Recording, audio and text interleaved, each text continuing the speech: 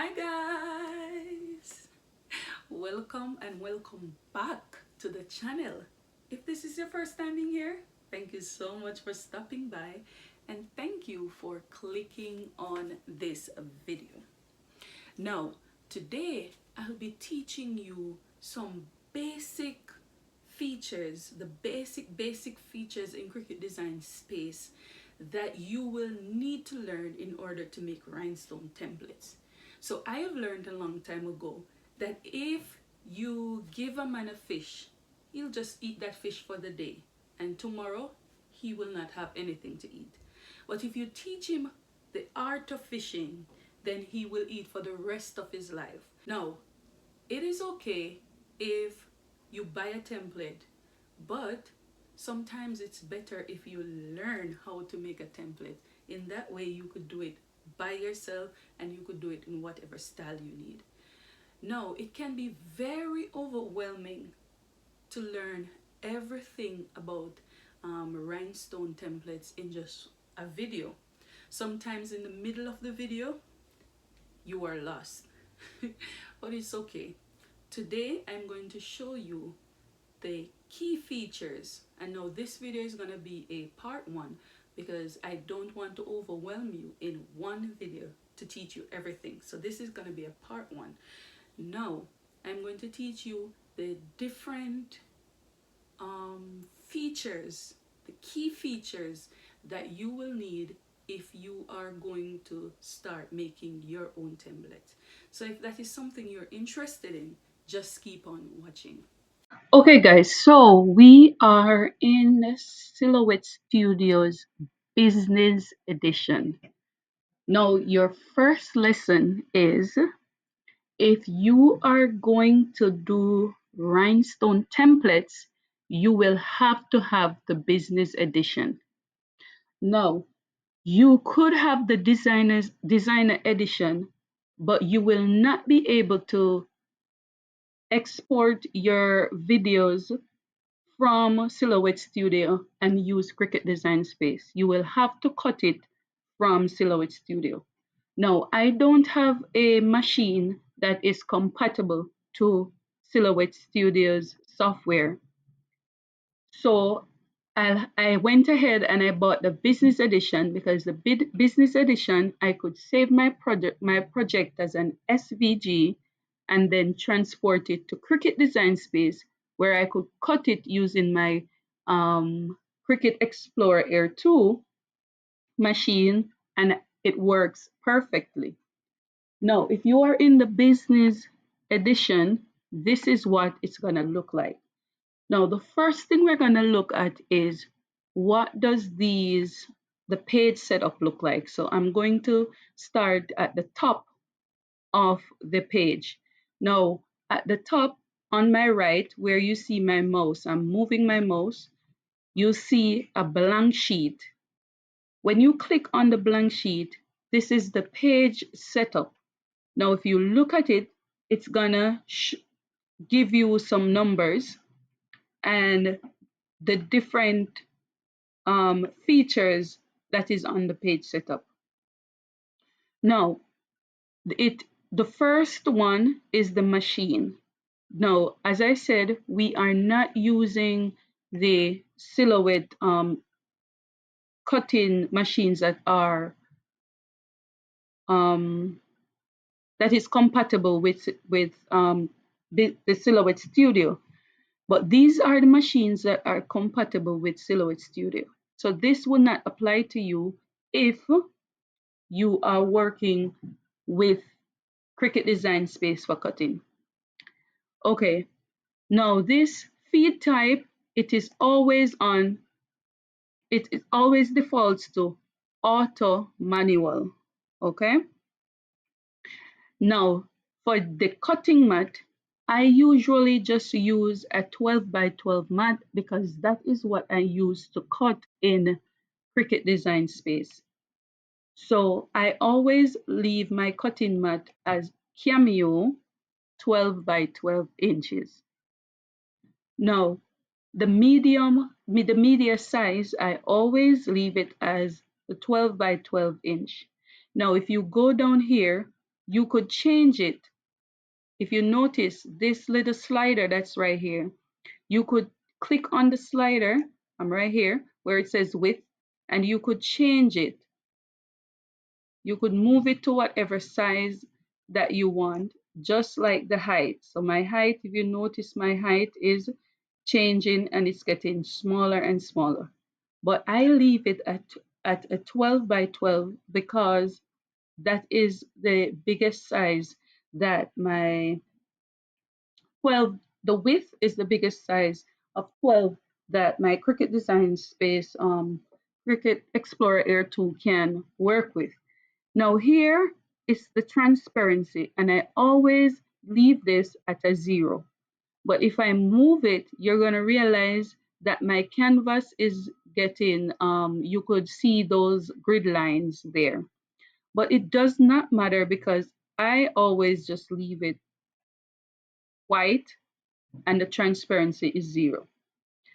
Now, whenever you are working with rhinestone templates, you're going to need to understand media color and the media color and rotate.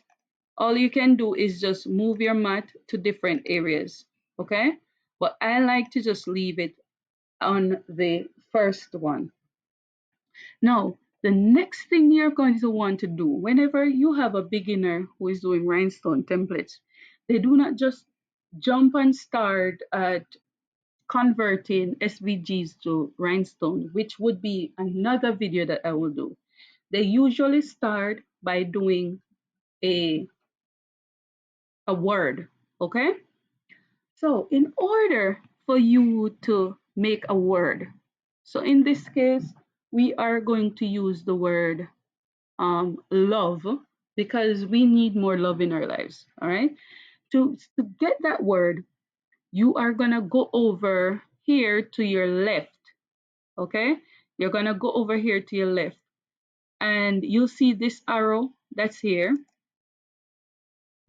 When you go down, down, down, down, you're going to see a little A, okay? Like a capital A or uppercase A. If you click on it, that's the text. If you click on it and take your mouse and click anywhere on your mat, you're going to see a blue line that comes up, okay? This means that I can now go ahead and write on my canvas, okay? So I'm going to write love in uppercase, LOVE. Okay, when you write the word love, if I should click off and click on, you're going to see some little boxes, right? I'm hovering over the little boxes. So you'll see 3 on the right side, 3 on the left side, 1 in the middle, and 1 at the top.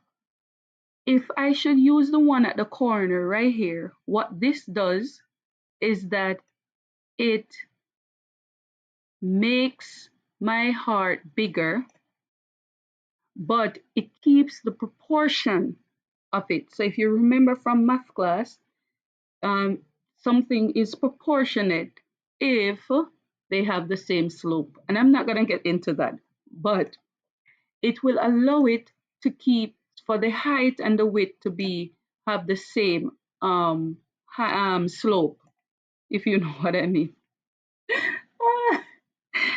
It will have the same slope. Okay, meaning it's as the same proportion. Okay, so think of it as geometry and you're doing dilation. Okay, so this one here is my image and I want it is my pre-image and I want it to be dilated to make it a little bit bigger. So my image now is gonna get bigger because I stretched it out, right? But it will be the same proportion as the small one. So here, this one at the corner makes the letters proportional to each other. It keeps the same, give the same slope for the height and the width. If I use the one in the middle, which is right here, and I pull it down, It's not going to make it proportional anymore, but it's going to stretch the height this way. Okay? I could pull it up, pull it down. Say I want my image to be taller. I could pull it down using this arrow key. If I want it to be wider, I pull it down and it looks like this. Okay? But this one in the middle, right here at the corner, it makes it proportional.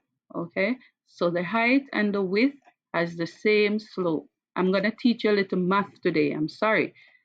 Okay? But it's going to make it have the same slope. Okay. So when you are happy with the width and the height that you're working with, if you notice, you'll see there's a lot of space between these letters, meaning the love is in the center, but there's a space between this arrow and to that point and here to that point. Before you do anything, you're going to go over here to where you see another A, but that A has a stroke on the side. When you're making rhinestone templates and you want to make words, you want to make the font as bold as possible. The one that I love working with is called Favor. Okay, so if you notice, let me go back. This is Arial, right? You see how skinny the letters are. But if I change it to Favor, then the letters get thick and chunky and nice. So if you want to make a rhinestone template, you want to go for fonts that are bold and chunky, okay? Now that I changed my font, and there are different other fonts you could use. There's this one called Akira, right? It makes it nice and chunky. There's another one that most person use. What is it called again? I I don't remember. What is it again?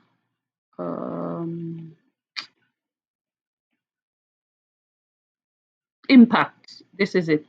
There's another one that everybody uses that's called Impact. But what Impact does is that it makes it the letters a little bit skinnier. So I like using Favor as my own. Okay, see?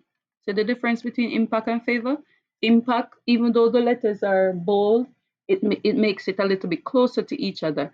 But the Favor, it makes it quite chunky and nice. Now, the next thing you'll want to know if you are making a rhinestone template is you need to know what the fill panel is like. Okay, so the fill panel is the fourth icon on the right of the template. So I'm going to click on that. You see the colors coming up. You see the colors coming up. So if you look at the fill panel, you're going to see that it automatically defaults to none. This little icon right here where I'm hovering, look at my mouse. It means none. It means that there's no fill. There's no fill. It's just blank. Now, if I go ahead, I could choose colors.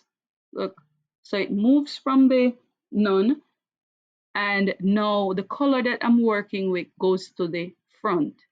So if I go to purple, you see the purple move to the front. If you go to the blue moves to the front. So, but if I should zoom up, I'm going to zoom up and I'm going to show you something that is happening here.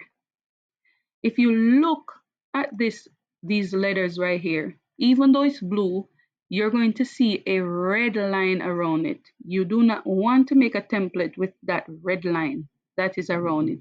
So you'll have to take off the red line. There are two ways in which you could do that. You could use the icons on the right, or what I like to do is to go over on my left under where you see the blank page. You notice that blue is highlighted. I like to do this one because I could see exactly what colors are highlighted there. And now this is telling me that my blue is highlighted. No, because I do not want that red line. See that red line around it? I'm going to go over here beside the fill panel right here where the blue is showing. And I'm going to click on that little red box. You see a red box? Click on that red box. Now this here is the line style panel, okay? It's the same thing as the fifth icon over here. You could get it from the right, the fifth icon, or you could get it up here where I'm hovering. So if I click on it and if I press none, remember we said that this little box that doesn't really have a color is the none. It means you do not want it. So if you click on it, what do you notice? You'll notice that that red line is gone. It is not there anymore. Okay? And that is what you would want. So I'm going to zoom back down. Now we did our fill and we took the line off. We took that line off. Now the next thing you want to do is you want to have the most accurate measurement, because when you're working with a rhinestone template, measurement is crucial. Measurement is critical to what you're doing, because once you apply those rhinestones, then you cannot and go ahead and readjust the measurement. It will mess up everything. But no, this is not telling you an accurate measurement of what the size is, because of the space that is between it. Now I'm gonna close my fill panel for a while. And what you're going to do, you could do two things. You could right click on your mouse, and I know you're not seeing this, so let me not use this one. So you could go up here at the top where it says object, and with your word selected, to select your word, you're going to hold down the left button on your mouse. I'm holding it down and I'm going to drag it all over the word. And if you notice there are some dash lines, you need to ensure that these dash lines, look, if you notice, if you need to ensure that these dash lines are around all the word, okay? So now my word is selected. You're gonna go up here where it says object, and there's the option to ungroup the words, okay? You're gonna press ungroup. When you ungroup it, what do you notice? You notice that the space that is between it gets closer, and that is what you want, okay? So now that you do that, these letters are now all individual letters, okay? So what you need to do now is to hold down your mouse again, let that dash line go over all those letters, and then you're going to go back up to object and you are going to group them together. Now you see that it is back to where you are, but you'll now have an accurate description of the size that you're working with.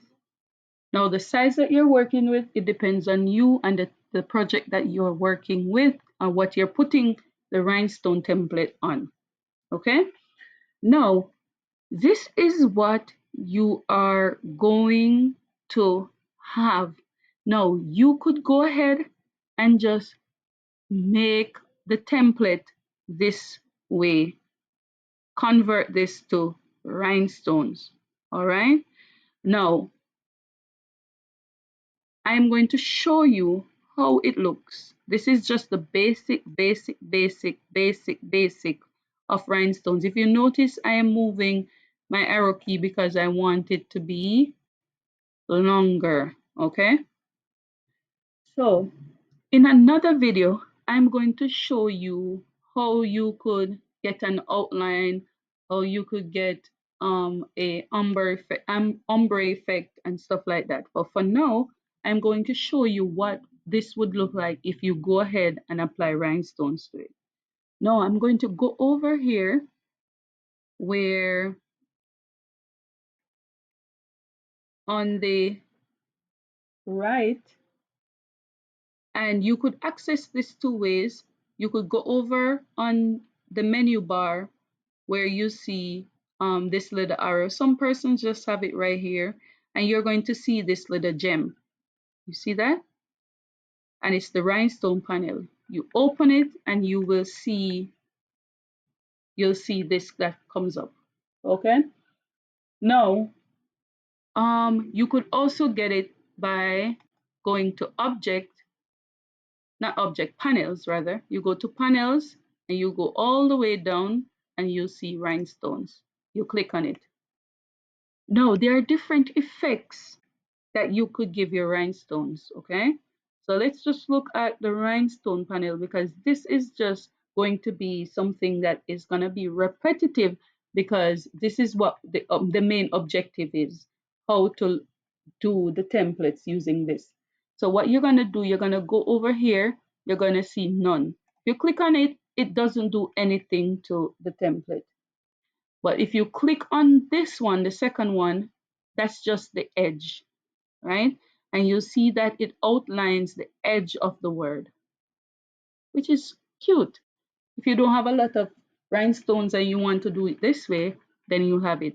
Then you will have the linear fill, which fills it up so nice. If you're working with letters, it fills it up nice with a linear fill. You can also have the radial fill, which is mostly about it works well with things that are round or not straight, but they are rounded, circular. No, the sizes of the rhinestone now is different. You could use SS6 stones, right, which are smaller stones, but the most popular one is the SS10. Okay, this is what I use mostly, the SS10 stones. There's also the matter of spacing. Spacing. Now, the space, if you look at this, now we're in the radial fill. But if you look at the spacing, you see that it automatically defaults to 0.39. Okay?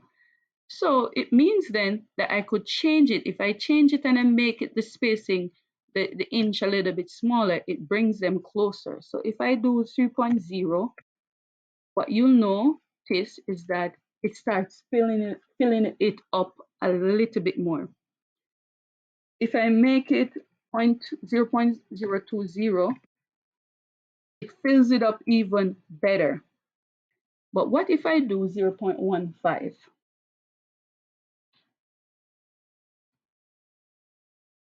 Now you see that it gives you more, the stones get much closer together than how it was.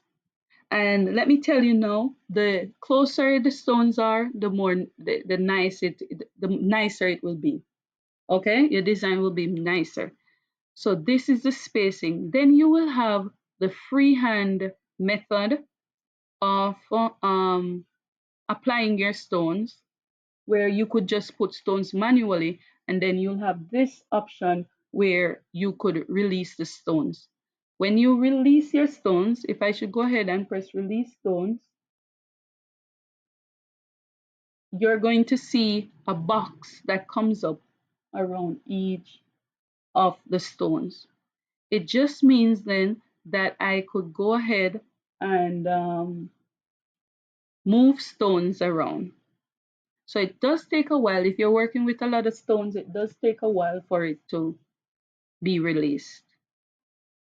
Okay, so now you'll see that all my stones have been released because there's a box around it. Now what this does is that you could move away your stones, you could add stones. See, I could move all the stones now. So I'm going to undo this. To undo, you go up here where you see this arrow going back. If you make a mistake, you go up here where it says you see undo and you undo it. And what I'm going to do now is I'm going to hold down my shift key, my mouse again, and I'm going to select everything and I'm going to ensure that that dash line is over all the stones. If it's not over all the stones, then it's going to leave stones behind.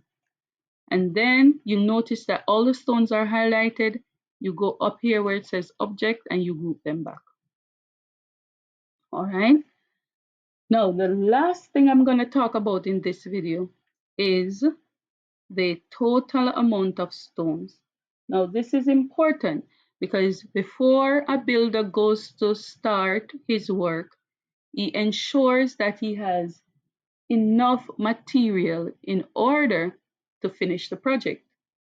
Now, this at the bottom tells you the total amount of stones that you're going to need to select your project. Here it's telling me that I'm going to need 10, 1,879, 10 SS stones. Okay? Now, this is where I'm going to stop this part of the video. If you have any questions, let me know in the comment section.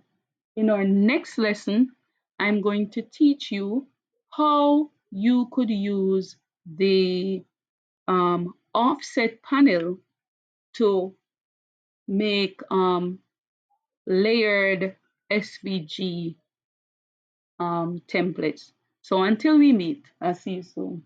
Bye. Okay, guys, I do hope that you have learned something from this video. If you did, give me a thumbs up. Don't forget to subscribe and turn on that post notification bell so you'll be notified each time I make a video. Until I meet you again in our next video.